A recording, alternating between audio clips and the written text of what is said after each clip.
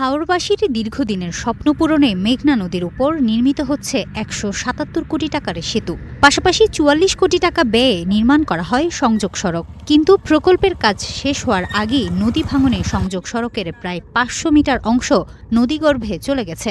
এতে বিচ্ছিন্ন হয়ে পড়েছে দুই গ্রামের যোগাযোগ ব্যবস্থা।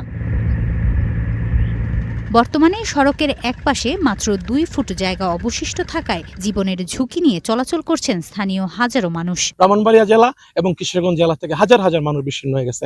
খুবই কষ্টিত আছে, এটা দ্রুত সংস্কারের দাবি জানাই। ৩ টানার মানুষ চলাচলতে করি, এখন রাস্তাঘাট বদ্ধ, আমরা কেমন করে এখন চলবো? সরকারে অতি তাড়াতাড়ি আমাদের এলাকার ব্যবস্থা নেক, নাহলে তো আমরা এই দেশ থেকে চলে যাইতে হইব। উপজেলা প্রকৌশলী জানান, ঝুঁকির বিষয়টি আগেই সংশ্লিষ্ট কর্তৃপক্ষকে জানানো হলেও দ্রুত ব্যবস্থা না নেওয়ায় পরিস্থিতি ভয়াবহ হয়েছে। ৫০০ মিটার মতন আমাদের অলরেডি নদীগর্ভে বিলীন হয়ে গেছে রোডে। আনুমানিক ক্ষয়ক্ষতি এখন হিসাব করা যাবে না, যেহেতু ওই যে প্রোটেক্টিভ ওয়াল আছে, প্রোটেক্টিভ আছে, এটা নিয়ে কোটি টাকার উপরে আমাদের ক্ষয়ক্ষতি হতে পারে এখানে আনুমানিক যেটা দেখা যাচ্ছে।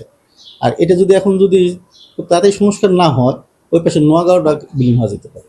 স্থানীয়দের আশঙ্কা, দ্রুত ভাঙন রোধ না হলে শুধু সড়ক নয়, বিস্তীর্ণ এলাকা ও ফসলি জমিও নদীগর্ভে বিলীন হয়ে যেতে পারে। Desk report, star news.